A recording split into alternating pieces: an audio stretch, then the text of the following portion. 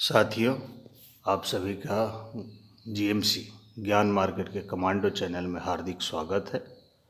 अगर आप इस चैनल पर पहली बार आए हैं तो चैनल को सब्सक्राइब कर लें और बेल आइकन को दबाना ना भूलें, जिससे कि आपको वीडियो लगातार मिलता रहे, बिना रुकावट के मिलता रहे। साथियों, इस वीडियो को ज़्यादा से ज़्यादा लाइक भी करें और शेयर भी करें।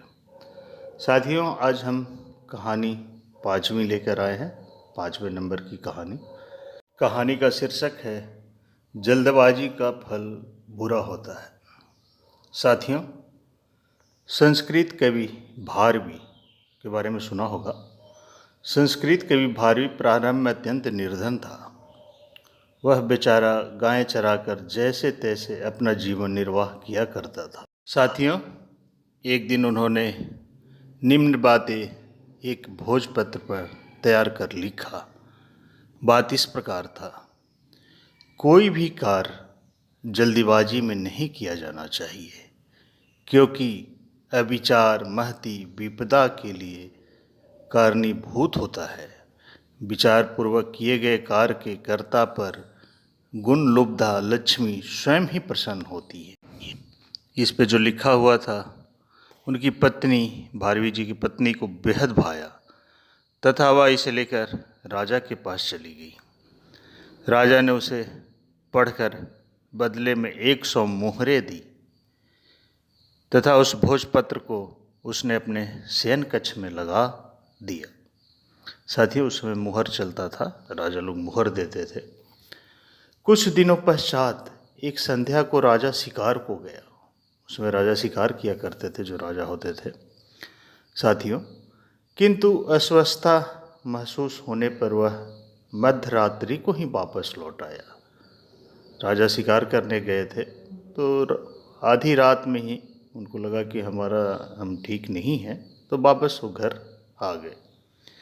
जो ही अपने शयन कक्ष में कदम रखा तो स्तंभित रह गया।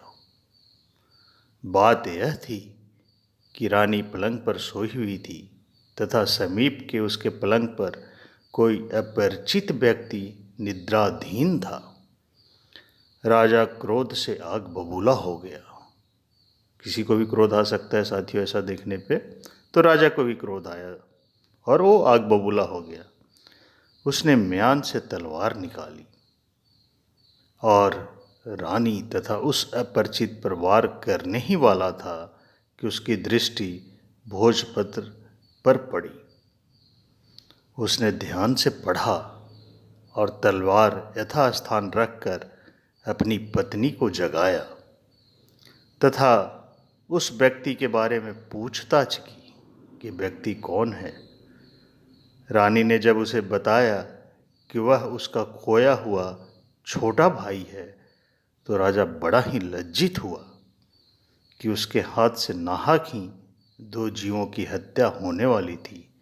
राजा ने दूसरे दिन भारवी को बुलाकर उसे छत्र भारवी की उपाधि से विभूषित किया तथा अपार धनराशि उपहार में दी।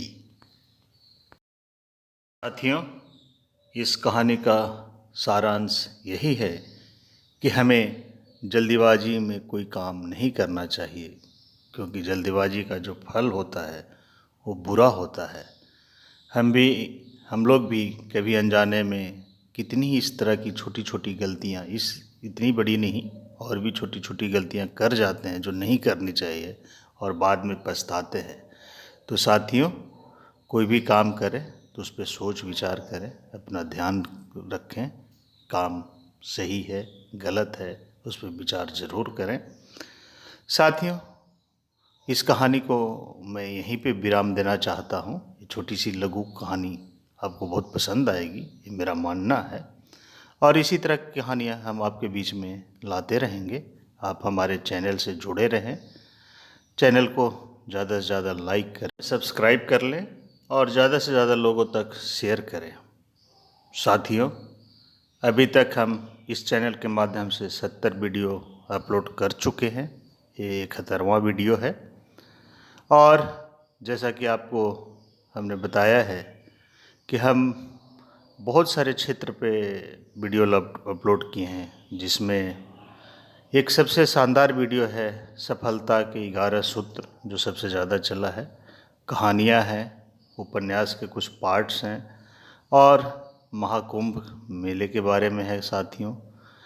जब जब हमारे त्यौहार आते हैं उसके ऊपर भी वीडियो अपलोड है, तो आपको जब भी मन करे हमारे सेक्शन पे जाएं, वीडियो सेक्शंस पे, और वहाँ जो भी वीडियो पसंद है आप उसे सुन सकते हैं, उसे डाउनलोड करके रख भी सकते हैं।